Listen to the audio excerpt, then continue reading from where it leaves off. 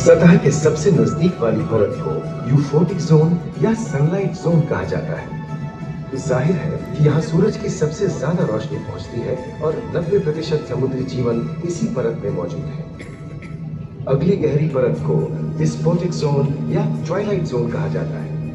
इस परत तक सूरज की सिर्फ 1% रोशनी पहुंचती है, जो पौधों के जिंदा रहने के लिए काफी नहीं है। तीसरी और सबसे गहरी परत एफोटिक जोन या मिडनाइट जोन है। यहाँ सूरज की रोशनी बिल्कुल नहीं पहुंचती। ये परत पूरी तरह से अंधेरी और ठंडी होती है, बिल्कुल किसी हॉरर मूवी के सीन जैसे। ये कई जगह पर इतनी गहरी होती है कि यहाँ आसानी से माउंट एवरेस्ट जैसे ऊंचे पहाड़ भी समा सकते हैं। और इसकी सबसे गहरी जगह है प्रशांत महासागर में। की तटों के साथ लगे उतने समुद्री इलाकों तक पहुंचना आसान है, लेकिन ये समुद्र का सिर्फ 10% है। समुद्र की गहराई जितनी बढ़ती जीव जिन तक पहुंचना मुश्किल होता जाता है। ये समुद्री जीव पहले तो अपनी खूबसूरती से आपको छलते हैं और फिर अचानक एक खतरनाक रूप ले लेते हैं, जिनसे बचना मुश्किल ही नहीं नामुमकिन है। ओहो, ये तो जेलीफिश का झुंड है, जिनकी रोशनी एकदम डिस्को लाइट की तरह लगती है। वाह, ये हुई ना बात। अब सभी बड़ी छोटी मछलियां इन चमचमाती डिस्को लाइट को देखकर पार्टी करने आएंगी। और फिर यही रोशनी उन्हें बेरहमी से दबोचकर उनका शिकार करके अंधेरे में वापस गायब हो जाएगी। लेकिन सभी शिकारियों को छलावे से लुभाना नहीं पड़ता।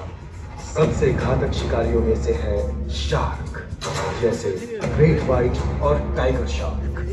शार्क आमतौर पर सूरज ढलने के बाद अंधेरे में शिकार पे निकलती है, समुद्री जीवों का यमराज। आज तक शार्क की 500 से ज्यादा प्रजातियों का पता चल चुका है। ये हर तरह के खुले महासागरों में, मूंगे की चट्टानों में, आर्कटिक की बर्फ के नीचे और समुद्र की अंधेरी गहराइयों में पाई जाती है। और ये है समुद्री घोड़ा, जो तबड़क तबड़क नहीं, छप छप छप छप करता है, यानी दौड़ता नहीं, तैरता है। हमने इन समुद्रों के बारे में बहुत कुछ जाना है, पर अभी भी बहुत कुछ जानना बाकी है। ये सागर गहरे और विशाल, ठंडे और अंधेरे में डूबे होते हैं। इन गहराइयों में पनपने वाली 17,000 से अधिक प्रजातियां मानो किसी कल्पना से कम नहीं। किसी खूबसूरत एंजल की तरह दिखने वाले जीवों के साथ साथ न जाने और क्या क्या देखने को मिले।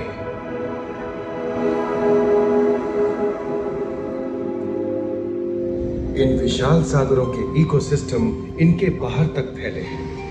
खारे पानी की खाड़ियां, समुद्रों, समुद्र तटों और नमकीन दलदली इलाकों तक।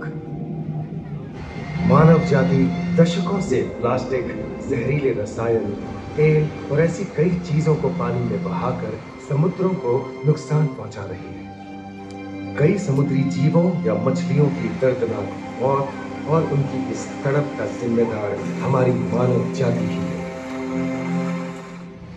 पिछले कुछ दशकों में वैज्ञानिक पैमाने पर सामने आए खतरों में से एक बड़ा जलवायु परिवर्तन है, जिससे महासागर गर्म हो रहे हैं और ग्रीन हाउस गैसों की अधिकता और ऑक्सीजन की कमी के कारण इन समुद्रों का अम्लीकरण हो रहा है।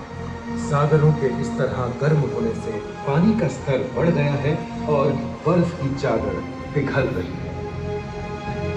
इस विनाशकारी बदलाव के परिणाम स्वरूप समुद्री जीवन खत्म हो रहा है और पूरे इकोसिस्टम के लिए ऐसे खतरनाक हालात हम ही पैदा कर रहे हैं।